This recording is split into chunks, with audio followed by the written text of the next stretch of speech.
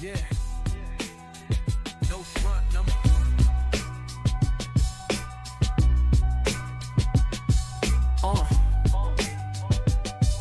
Yeah. Yeah. Unashamed, unafraid. I'm trying to walk the walk. Truth on the mic, no shame here, just real talk. Came from the outside, never fit in. Now we tell the story and the healing begins. No front, no mask, just telling the truth. Keep it real, keep it raw, speaking straight from the booth. If you feeling like an outsider, this one's for you.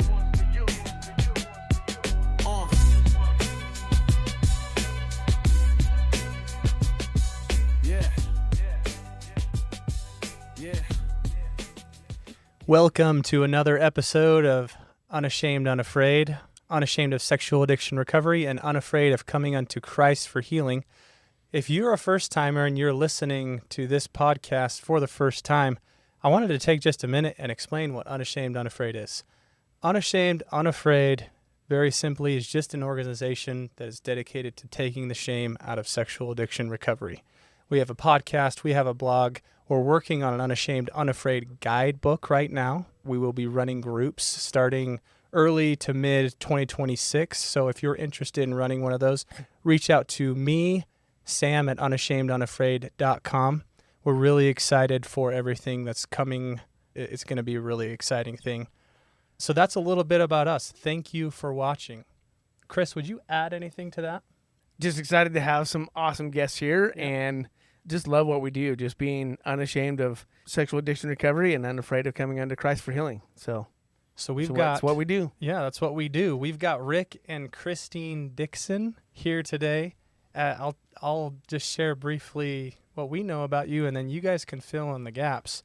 You're the owners of Renaissance Ranch, correct? Correct. With our two sons. With your two sons. Yep. Okay, awesome. So Yep. that's a little bit of a family thing that you guys do, which is a mental health and substance addiction treatment center. Primarily substance addiction. Okay, Yeah. Wonderful. Yeah. And you also are addiction recovery missionaries for the Church of Jesus Christ of Latter-day Saints. Right. About 19 years now. Wow. Wow, I didn't know you guys have been doing that. That's a long We time. love it. That's awesome. Yeah, we love it.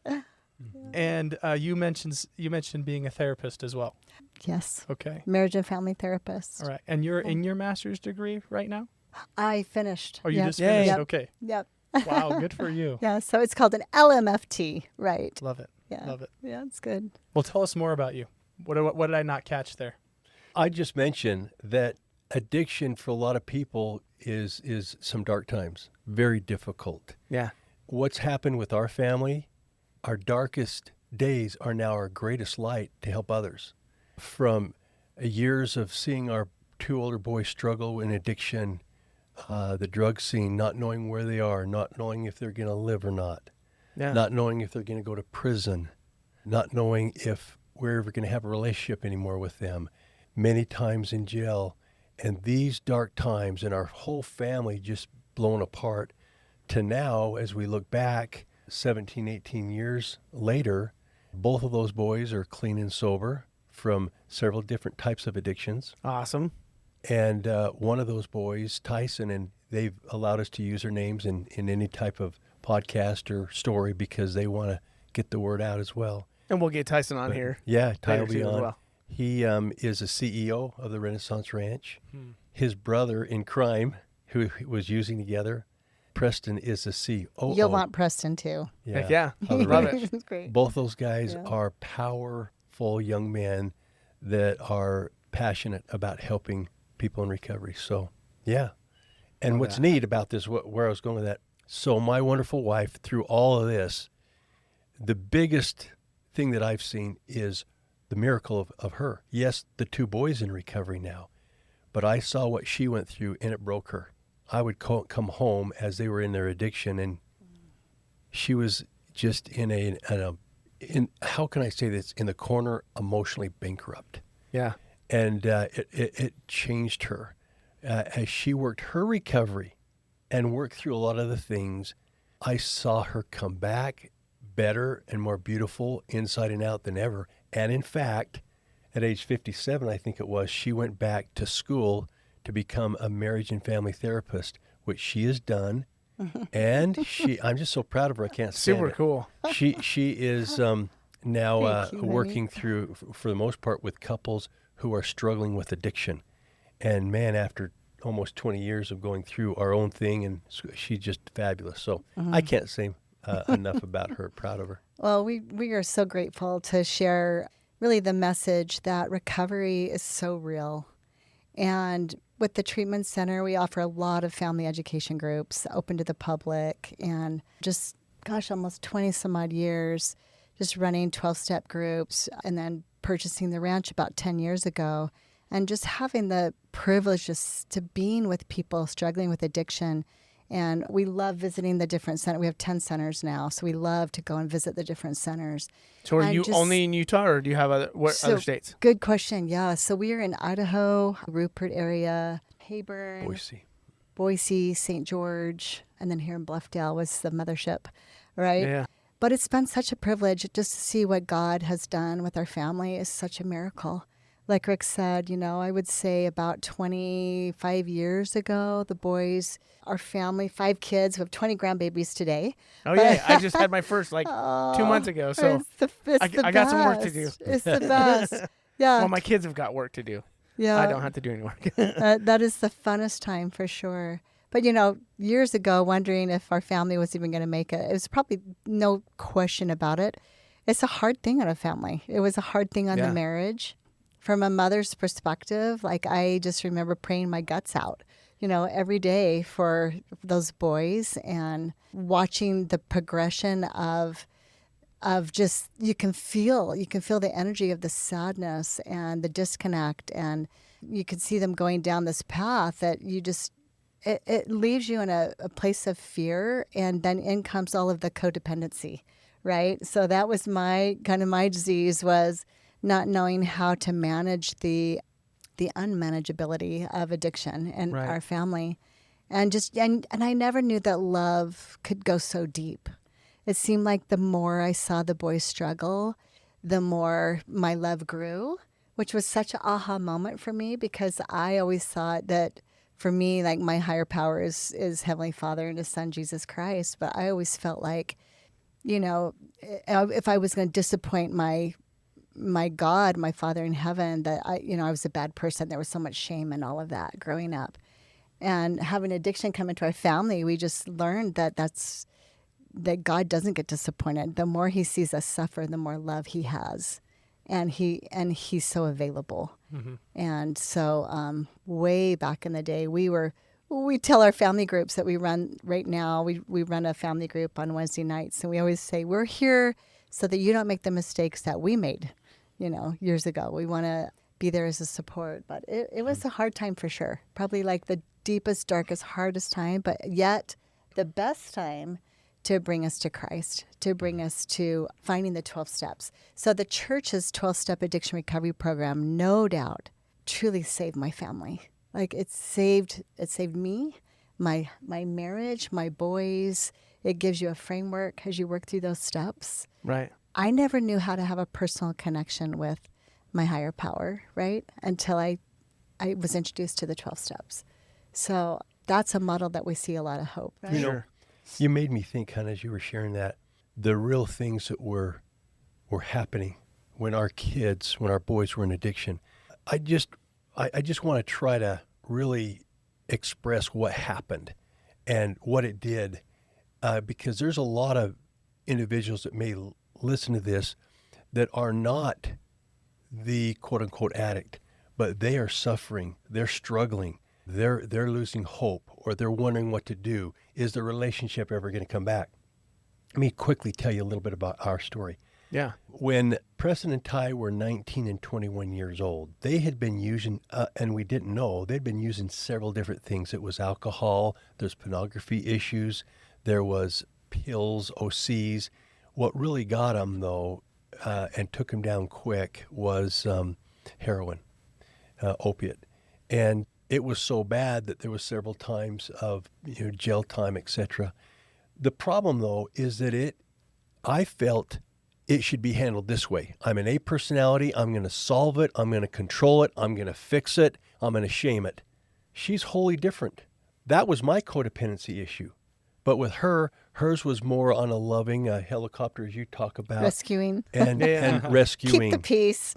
And it got so bad with me that, and I just feel sad to say this, but it got so bad that one time, and we had a great marriage for years. We were married 20 plus years at that point, that I told her, I says, either you're out of the house or they're out. Take your pick.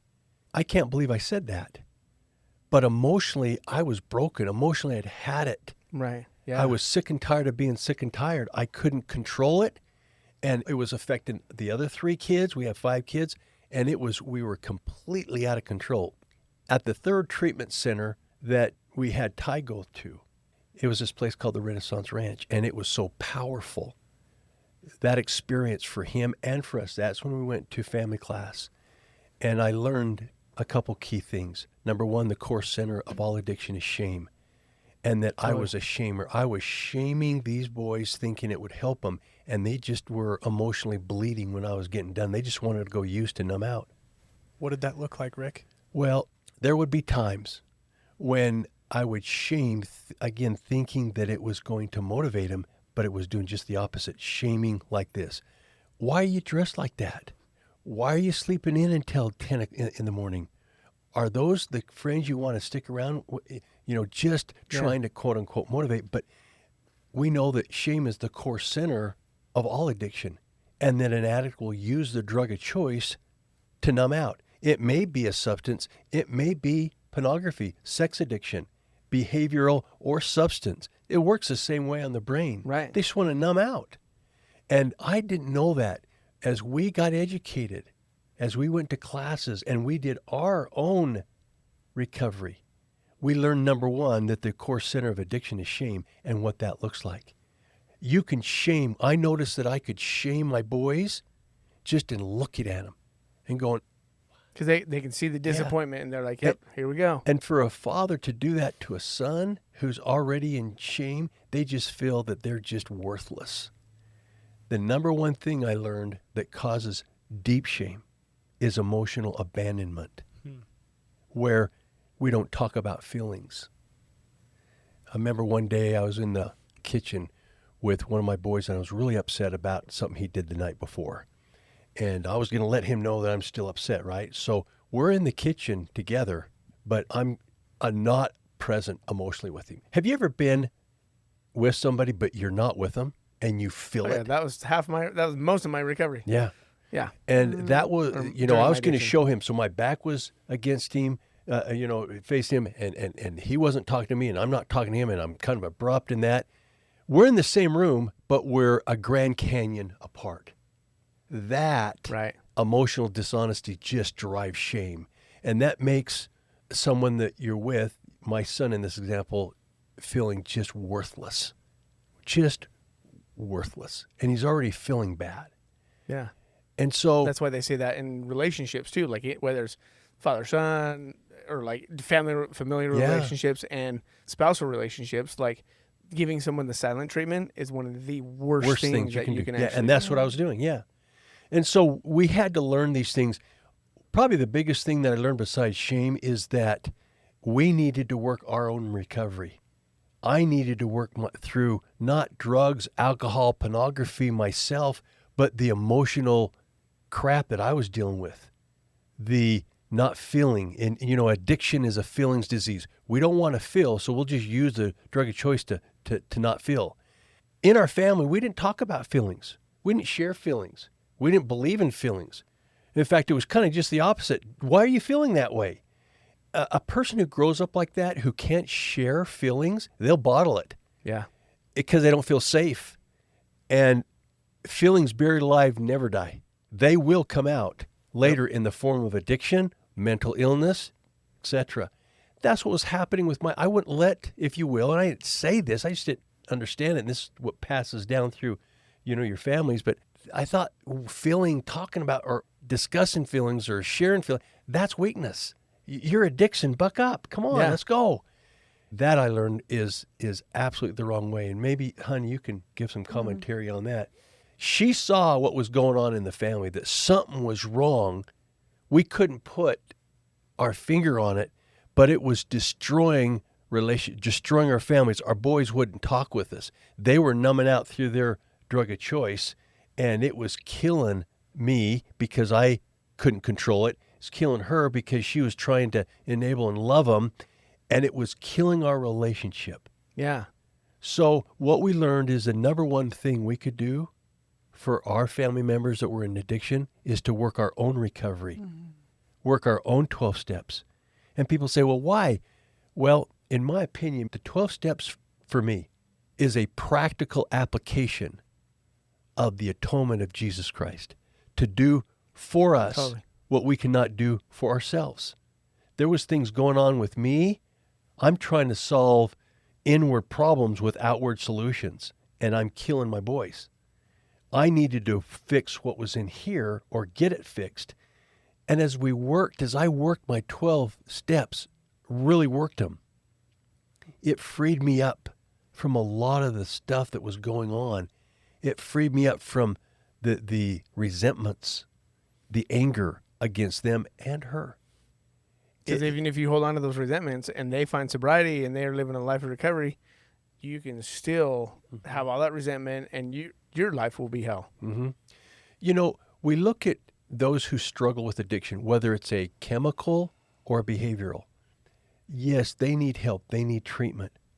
But what about the wife who's struggling? What about the parents?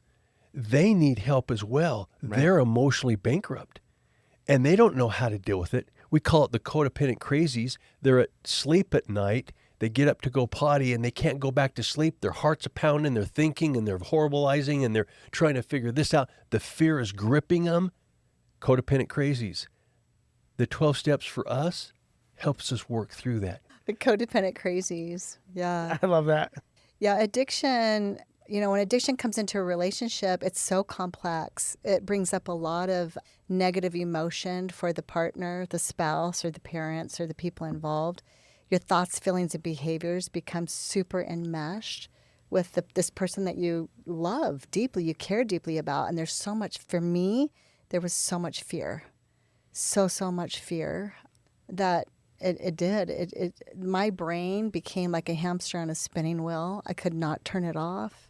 I remember looking in the mirror of my dresser, right, in my bedroom one day, and just thinking, something is really wrong with our family. And I don't know how to fix it. Like, I don't know what to do. I don't know how to fix it. And then I remember I remember being in church one day and seeing Elder Larson. He had a missionary tag on that said addiction recovery on it. And I had this feeling that said, you need to pay attention to that, pay attention to that. And I remember just having this laser focus moment on his badge and thinking, I got to remember this. And then several months later, just having this prompting, pick up the phone and call Elder Larson.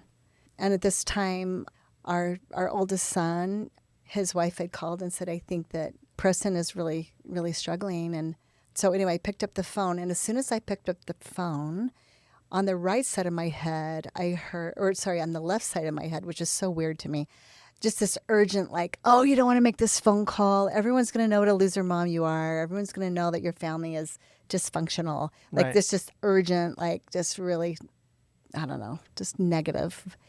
And then the right side of my head, I just heard this gentle kind of thought in my mind that said, this could be a matter of life or death. You need to make that phone call. And so I thought, yeah, I need to make this phone call. And so I called Elder Larson, and he said, the only advice that I was given was there's these beautiful 12-step addiction recovery meetings that the church offers, and you and your husband, you need to go to these meetings. It'll help you get on the same page. So how many years ago was that? Holy cow. That was like 20 years ago. 19, 20. Like almost 2 decades ago, right? And when he said, you and your husband will get on the same page, that really caught me, because at that moment in our marriage, I was thinking of leaving the marriage. It had become so difficult. And like he said, men and women often handle pain in different ways. He was very tough love and I was very rescuing. And I could see his, deficits and his blind spots, and he could see mine. And then you're not showing up at all for each other. Oh, you're not showing up as an amazing spouse or anything like that. So it was tough. It was tough. Like I said, and the fear just paralyzes you. You don't know what to do. It's pretty complex. So as we went to our very first meeting, on the way there, I remember praying so hard, oh, please help us to somehow come together on this. And I mean, I was really praying hard. And I remember thinking in my mind, these boys, I could just tell that they're going to die. They're really in a bad way. I've got, right. If he cannot support me and helping them, doing everything we can to help these boys, I don't know how I could possibly stay in the marriage, right? Because you love your children. You love them so much. And these boys they're amazing. I mean, they are incredible. So when we walked into that first meeting, it was so incredible, because in my head, I thought it would be a really sad meeting. Everybody would be, there would be tears. And I really didn't know people could recover. I did not know that. So that's why there was so much fear. And I saw people hugging each other, high-fiving each other. There was so much love in that room, and the spirit was so strong. I literally sat there and cried through the whole meeting. And actually scared me. I don't know if I've ever felt the spirit that strong in my entire life. And it wasn't tears of sadness. It was tears of hope. It was, yeah, that's a good way to put on it, tears of hope. And I remember walking out of the threshold of that door thinking to myself, I don't know if I've ever felt the spirit this strong in my entire life. It was spooky strong. It was really strong. And as I walked out, my Rick, he turned to me and he said, oh my gosh, I don't think I've ever felt the spirit that strong in my whole life. I'm I think God is trying to help us understand that we need, whatever this is, we need it. So you got to understand what was happening up to this point. The relationship with our boys, at that point, we were about to, or we did have kicked them out of our house because it just wasn't working. He kicked him out, which and was see, that was a problem with our relationship, right? Yeah. For quite some time, best way I can describe it is I'd lost her. She is spunky. She's always happy. She's always just positive attitude. I lost that part of her. She wasn't smiling anymore. She wasn't positive. She was tired. This had taken everything out of her, everything. Yeah. And so when we went to this first meeting, there was hope. There was healing. And as we then engaged, long story short, in this 12-step program for us, going to classes, I saw her come out. What I saw in her as far as a change, let alone my boys, what I saw in her, if I'd have seen the parting of the Red Sea with Moses, it would not have been any greater of a miracle than what I've seen in her. Wow, beautiful. I tell you, the importance of having the family member, whether it's parents or a spouse, work their own recovery is everything. With our treatment center, you don't want to take, you've seen when you were a kid, your mom got you a goldfish at the carnival. You took it home, put it in a bowl. 3 or 4 or 5 days later, the bowl gets all dirty. You got to take the fish out. She showed you how to clean it out and put clean water back in and then put a clean fish back in. You don't take the fish out, clean it all up. You don't take the loving addict who's struggling with addiction, take him out and get him into treatment or have him work the steps and put him back into the dirty fish bowl in the same environment, in other words, that they were before, where there's shaming going on, where there's emotional resentments, etc. That environment, that's terrible. To really make relationships work, what we have found in addiction is as an addict works their recovery, the family members have to work it. And so what I'm so proud about, she changed so much that 10 years ago, in 15, she started the family program that now has evolved because of her to 11 classes a week. Over 1,000 people are coming a week on these family classes. I mean, I would say attendees, because some go to multiple classes a week. Right. So maybe you can share about this, but I can't tell how important it was for us to go and to work on recovery. It was so important that we have felt, and that's been our passion, to work with family members who are struggling. You talk about all the change that you saw in her. What about the change in you, man? Mm-hmm. Oh. Mm-hmm. Oh my gosh. My boys say we would have never stayed sober if it wouldn't have been for Dad getting into recovery. Like the fact that he chose to come to meetings and groups and started working on him, it really changed and softened his heart. And I think the most important thing that we learned together was that addiction is definitely a brain disease. That's why insurance companies are willing to help pay for treatment, because we know that the organ that's impacted is the brain. But as he started coming and we started going to the classes, just to tie up the last story, as we started coming to classes, we felt hope from the first meeting. I mean, driving home from that first meeting, I felt like the light came out. All of a sudden, we had hope. We had language, common language to talk about. As we started going to classes, we'd come home and tell our boys all the awesome things we were learning. We're like, oh, we met this awesome guy. He was addicted to meth 13 years, and he's so happy. He's been in recovery. But really, we have to give all the credit to the Lord. We really do, because he does for us what we cannot do for ourselves. We were so lost. And no question about it, the Spirit of the Lord was in that first meeting. And you feel that. It's a tangible hope. And it is. It's a hopeful thing. But Chris, to answer that question, what changed? The relationship that I had with both the boys prior was a relationship of shame. I'm better than you. I never told them and said, but whenever I'd look at them, whenever I talk with them, they felt that toxic shame. Totally. Up to the point, the third treatment center, which was the Renaissance Ranch, that's when Ty went in and we started going to these classes that changed everything. Mm-hmm. And I remember after 3 classes, the third classes, I learned 2 things. Number 1, the core center of addiction is shame, and I was shaming every time I looked and talked to them. But number 2, that this was a literal brain disease, whether it's a chemical or behavioral. Same processes in the brain, right? The addiction shuts off the frontal cortex, which is our values, our ability to choose, to see consequences, our ability to make decisions. That's our frontal cortex. That's who we are, our personality. Addiction affects the amygdala, which shuts down the frontal cortex. So it looks like your loving addict is a bad person needing to be good. No, they're not bad needing to be good. They're sick needing help. Right.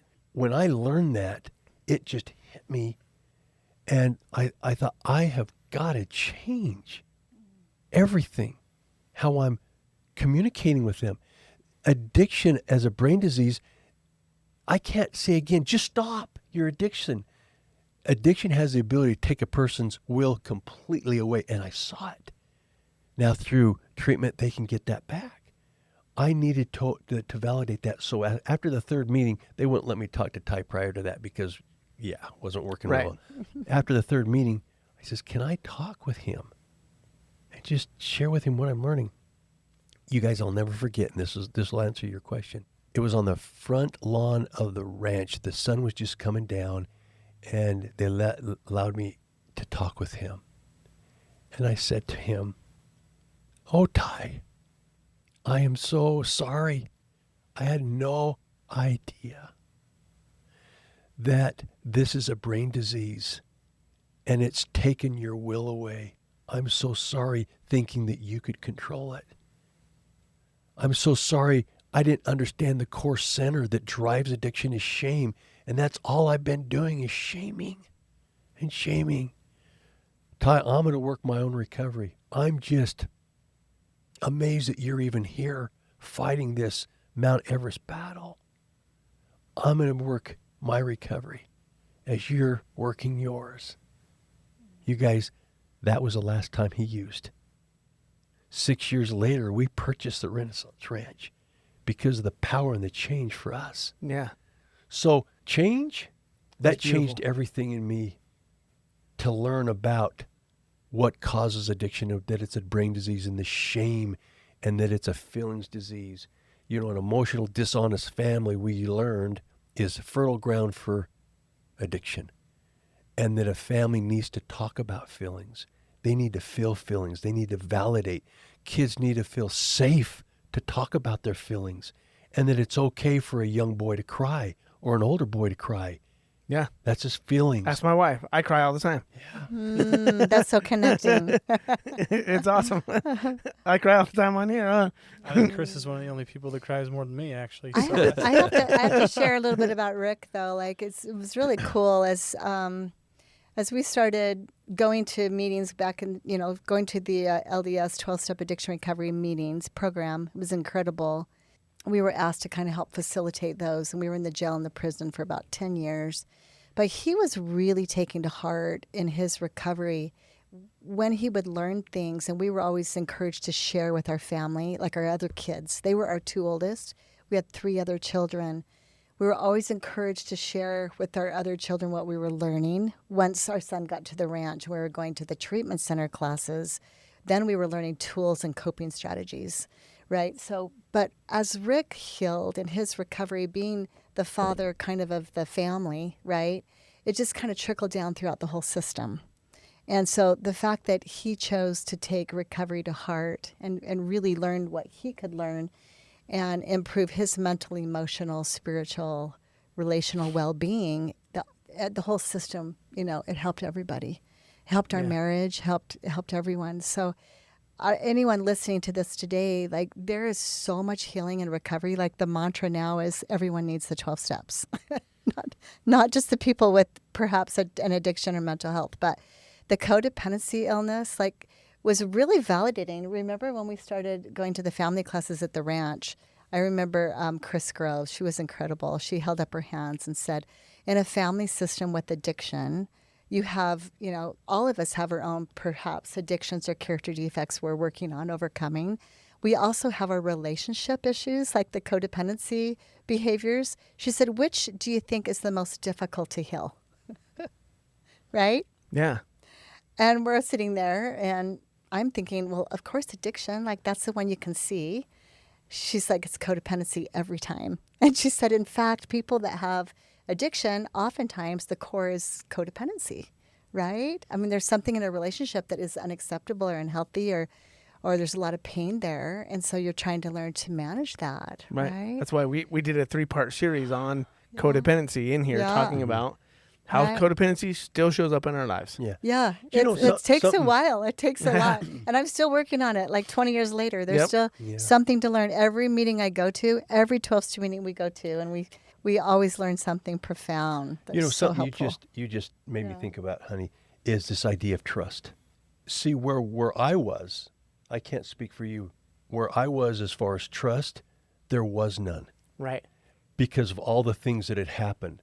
I could not trust those 2 boys anymore, and hence I had to have them, move out of the house. This trust issue in my mind at that point is, you know what?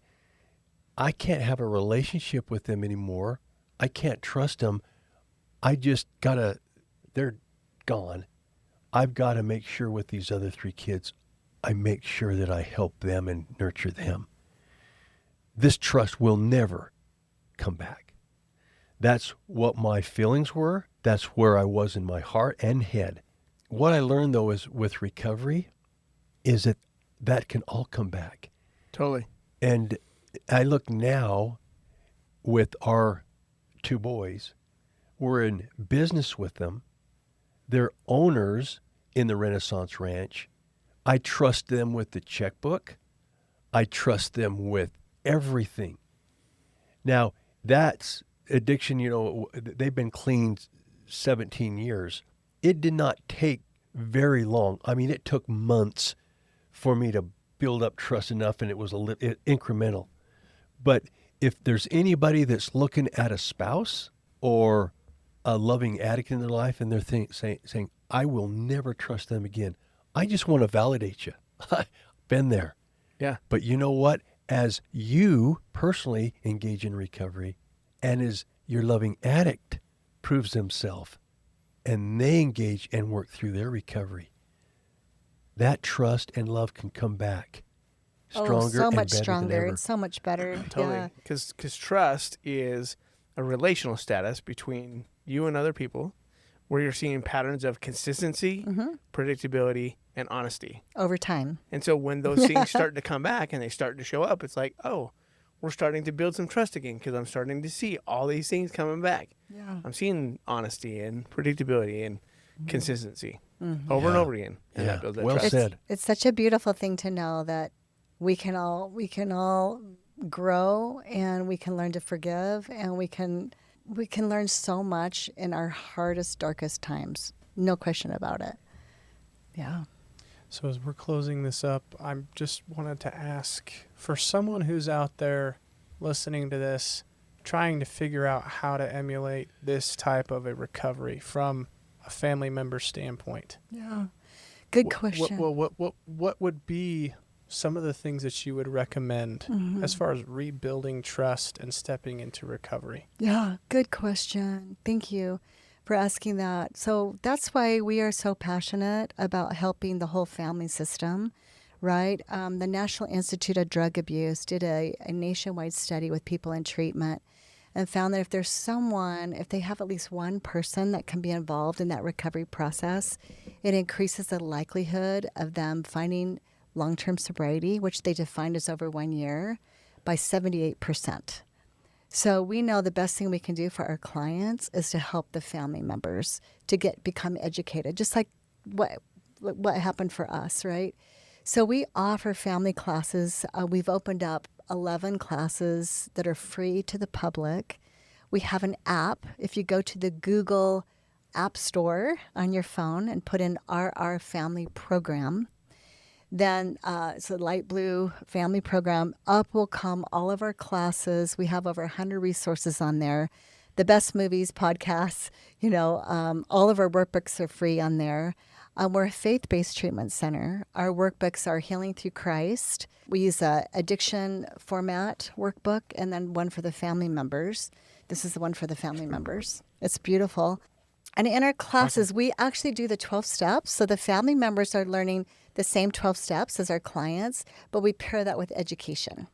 So we work this 12 steps, and then we help teach, how do you set healthy boundaries? How do we teach them all kinds of stuff. What is this disease of addiction all about, right? And we have a lot of family members attending multiple classes. We have classes from a parent perspective. We have a youth group. We have a women's betrayal trauma group. Because so what are the ages for your youth group? I would say most of our men that are in recovery, a lot of them are struggling with pornography or sex addiction, right, as well. So youth group is 12 to 17. Awesome. And that's all of our facilitators are people in recovery. They are heaven sent. They're incredible. We have a wives only. Maybe you can talk. We have a women's group. We have addiction recovery groups as well. So our men's addiction recovery group is a Healing Through Christ group. They cover relationships, codependency, and addiction. A lot of my clients say that's like my favorite group ever. And they're all online. So they're just on Zoom click. You will get closer in these online groups sometimes than you do with your own family. Because in recovery, you share things that you just really share some really deep you don't share. stories. And a lot of my clients, I'm like, I really encourage them to go to 12-step groups because most family, I thought it was just our family that was dysfunctional, but it turns out that there's just some sort of I would say from the adversary, right? There's this message of you shouldn't talk about your feelings. Don't trust your feelings. Don't share your feelings. You shouldn't even have your feelings. Mm-hmm. And you shouldn't feel your feelings. So there's all these unconscious no-talk rules that keep us all very stuck in a lot of pain. Yeah. So I'm like, go to 12-step because you will learn how to express yourself. You will learn that it's okay to have feelings. You will connect with people on an emotional level. That's what builds attachment. We all need at least one safe, secure attachment. 12-step provides not only safe attachment with the fellowship, the people in the group, but you're learning how to deepen your connection with God, like your higher power, according to your understanding, right? And what rings true for you in your heart. you deepen that relationship, and then you also have a sponsor. There's an attachment person right there. So attachment theory is like we all need at least one safe, secure attachment. We all are hardwired for love and belonging. If we don't have that, life feels pretty difficult, right? So it's good. So the classes are amazing, and like I said, they're free. They're online. And you could go to renaissanceranch.com and access the classes. But the easiest way, I think, would be get on the app and then share that resource, because there's just not a lot of places to go for family members where they can learn, like Rick and I did, how to look at our own blind spots and character defects. And then when you become proactive and you start strengthening yourself of who you are and your relationship with your higher power, that gives you a strength and a confidence and empowers you. And I don't know if there's any better way to do that. So we love it. So real thank quick, you. Yeah. by the way, isn't she amazing? No. I totally agree. You know what I call every her? time Totally he says agree. that, I'm like, God's amazing. Like, it's not You know me, what I call her? promise. I call her my little bundle of cuteness. She's amazing. Just one last thing that on these classes that she's put together. Every single family member of an addict that comes through our treatment center, and I call every one of them. I called 30 of them Monday and Tuesday of this week. Every week I'm calling them. He calls every client's main the family members, member. Yeah. and tell them It's about really the cool. classes, because you guys, they're hurting. Right. But after talking with hundreds and hundreds of them, let me share particularly one of the things that's just gripping, and that's with a wife. A wife that has a husband that's been struggling with some kind of addiction. It's like it's hard for them to even articulate to anyone. They feel totally alone. They feel embarrassed. Mm-hmm. They feel sad. They feel emotionally broken. They don't feel good enough. And there's a class that we have. It's for wives only. It's Thursday at 8:30. So if they have kids, they can put them to sleep to get on the Zoom call. The wives group too. And what's So really good. neat is the 4 women that teach that, each have had a husband go through the ranch from addiction. And these women are in deep, ongoing recovery. So when a new wife comes on, they have a family. They have people that are going through what they're going through. Right, they're not And alone. they finally feel that they can talk about it and ask questions. And they will gather phone numbers, and I've seen it, that they will have relationships that will go for years. We have tons of sponsors in our group. That is so critical for a wife. Mm-hmm. And then, of course, we have men's group, etc. And I feel bad. I forgot to mention our women's betrayal trauma group, to me, is so important. Both of our facilitators are authors. They've written books, but they are women in strong recovery. They have very They've strong gone through it. spiritual They know what it's like. attachment. They're incredible. Yeah. And our women's addiction recovery group is fantastic. All of the classes. When I was brand new, every time I met someone new in recovery, from a family perspective, just because that was kind of my unique perspective, it gave me so much hope. Every story that I heard, I just felt like, I remember Stephen R. Covey saying, successful families are families who never give up, right? And I remember thinking, well, I don't know what to do, but I am a person who tends to never give up. I can kind of be a bulldog until I figure it out, right? So for any families listening out there, there's so much hope, and you'll feel it quickly. Like, we see people's eyes change within 3 groups. Like, they come to the first group. By the third so group, cool to watch God work, right? to watch God do the work. And it's all his work. It's all his work. The Spirit is there in every single group. It's incredible. And it's all about the hope. The adversary would have us take away Christ, because Christ is hope, right? But if we recognize where those voices are coming from, and we turn towards, deepening our attachment, just turn to prayer. I mean, prayer was huge. I was praying my guts out for those boys. And when you hear their stories and where they were and the miracles that took place in their life, God answers prayers in such profound ways. He's always there. He's always there. Yeah. Love that. Rick, Christine, thank you so much for sharing your perspective on families and healing and codependency and God. I mean, these are the things that really, when you put them together, that is recovery. So thank you for being here. This podcast is going to help a lot of people. I hope so. If you're listening and this was helpful for you, think of someone in your life who needs to hear it as well and send it to them right now. This is a great opportunity to share this message and share that hope and healing a little bit, maybe one more step further to someone in your life.